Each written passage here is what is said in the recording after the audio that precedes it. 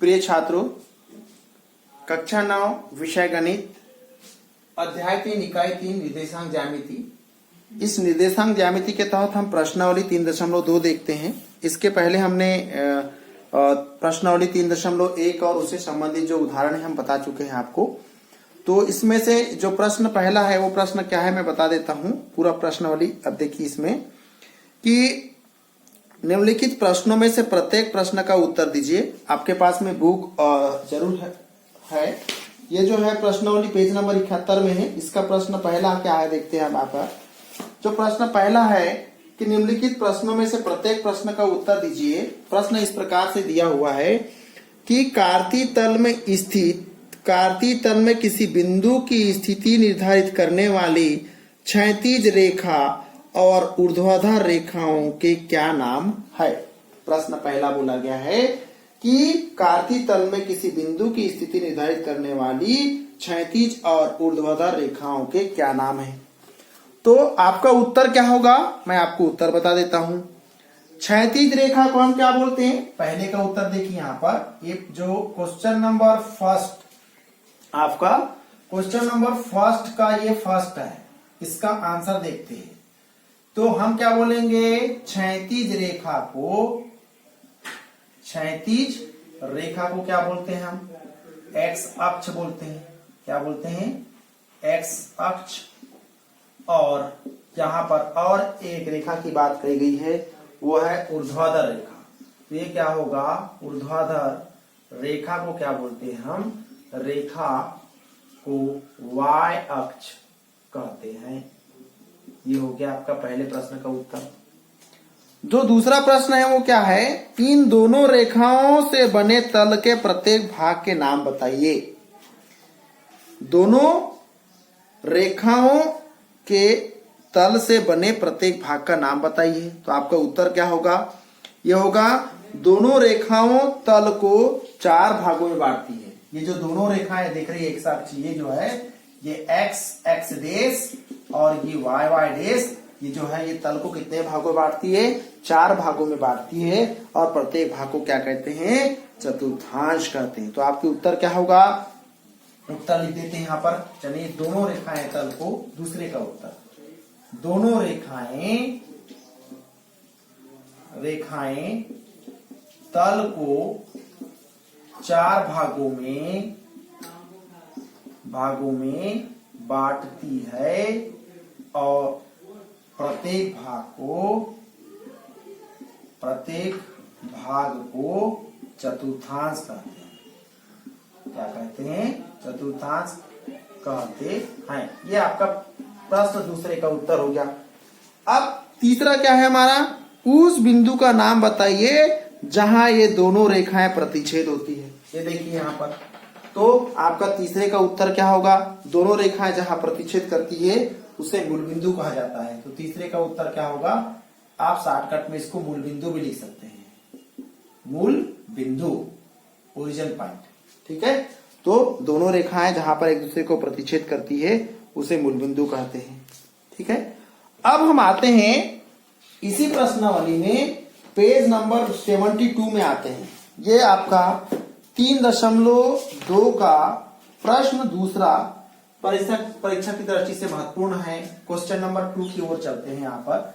और ये जो है पेज नंबर आपका 72 में है। प्रश्न क्या है, इसका जो ग्राफ है ये ब्लैक बोर्ड पे बना हुआ है और ये जो प्रश्न का उत्तर है आपको ग्राफ पेपर में ही हल करना है। क्वेश्चन नंबर 2, ये पेज नंबर 72। और ये जो एक्सरसाइज है आप बात कर रहे हैं 3.2, क्वेश्चन नंबर 2 की बात करते हैं।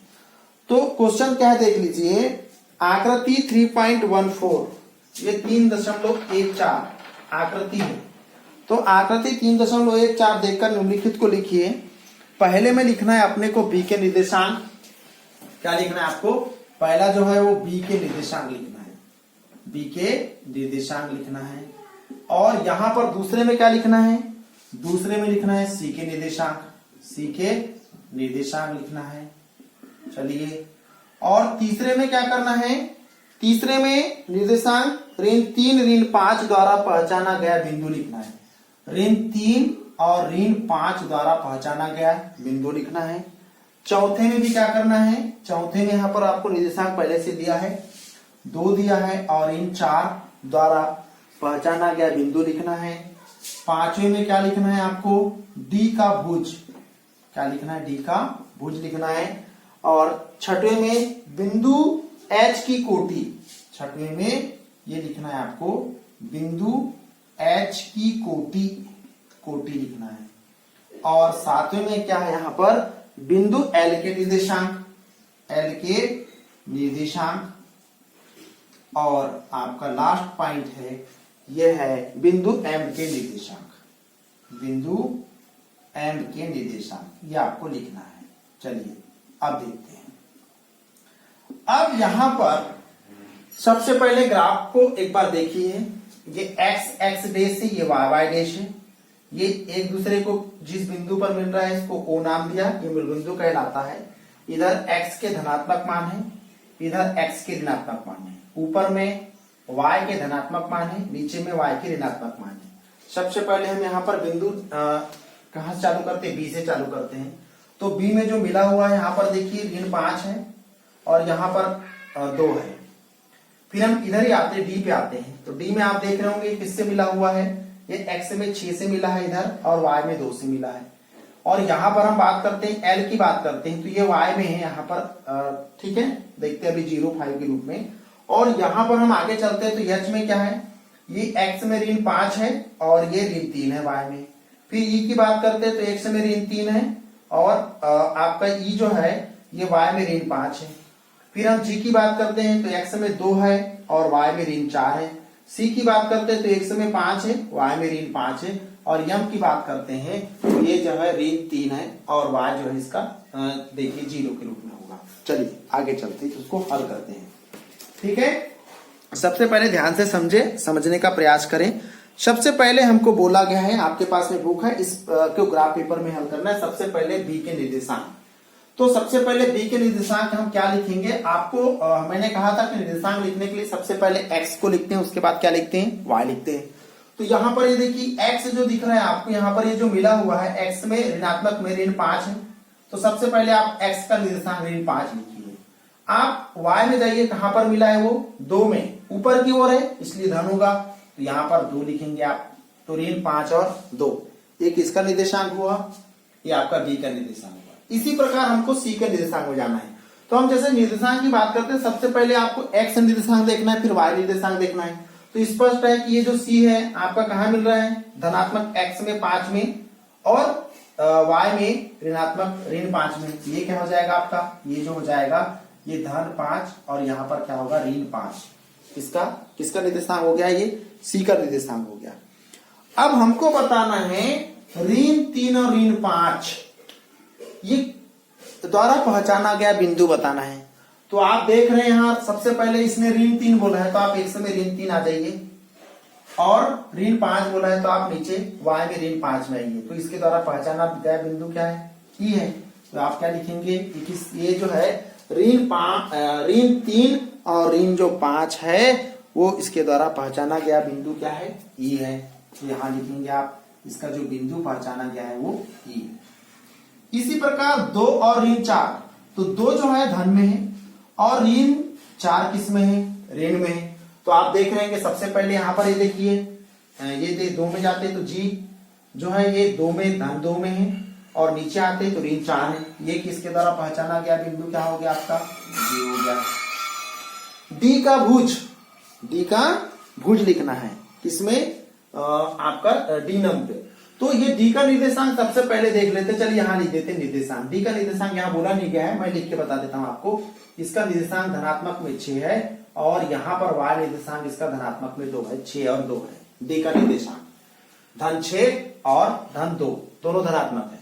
इसने भुज बोला है, भुज किसको बोलते हैं, एक्स निर्देशांक को भुज बोलते हैं और y निर्देशांक को क्या बोलते हैं, कोटि बोलते हैं। तो इसका जो x निर्देशांक क्या है, 6 है, तो d का भुज क्या हो जाएगा, 6 हो जाएगा। ठीक है ना, धन 6 के रूप में है। बिंदु h की कोटि, h यहां पर है, आप देख रहे होंगे। तो आपको कहा हमने सबसे पहले x निर्देशांक को देखना है, फिर y निर्देशांक को देखना है।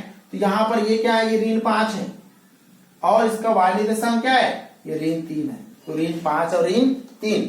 अब हमने को कोटि देखना है, तो x को क्या बोलते हैं, भुज बोलते हैं, y को कोटि बोलते हैं, तो ये क्या होगा, ये जो है ऋण 3 होगा, ठीक है ना।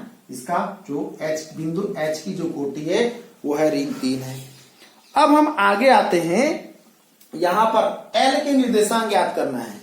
ये तो आपको बाकी समझ में आ गया, यहाँ पर थोड़ा सा आपको लगेगा कि यहाँ पर हमको कुछ दिया नहीं है, हम कैसे ज्ञात करेंगे करके। तो सबसे पहले देखिए कि L कहां पर है आपका, L x अक्ष पर, सॉरी y अक्ष पर है, ऊपर की ओर है, इसका मतलब धनात्मक आएगा। और हमने कहा था कि y अक्ष पर स्थित प्रत्येक बिंदु का निर्देशांक क्या होगा, मैंने आपको बताया था कि y अक्ष पर स्थित प्रत्येक बिंदु का निर्देशांक क्या होगा, 0y होगा। तो यहां पर x निर्देशांक क्या होगा, 0 होगा। ये किस पे है, 5 पर है, तो L का निर्देशांक क्या होगा, 0 और 5 होगा। अब हम बिंदु M के निर्देशांक की बात करते हैं। तो बिंदु M का निर्देशांक हमने कहा था जैसे कि x अक्ष पर स्थित प्रत्येक बिंदु का निर्देशांक, x अक्ष पर किसी बिंदु का निर्देशांक क्या होगा, x 0 होगा। तो y निर्देशांक क्या होगा, 0 होगा। किस पे, ये ऋण 3 पर है, ये क्या हो जाएगा, यहाँ पर क्या लिखेंगे, ये हो जाएगा ऋण 3 और क्या होगा, 0 होगा। तो ये किसके निर्देशांक हो गया, बिंदु जो है M के निर्देशांक होगा, ठीक है।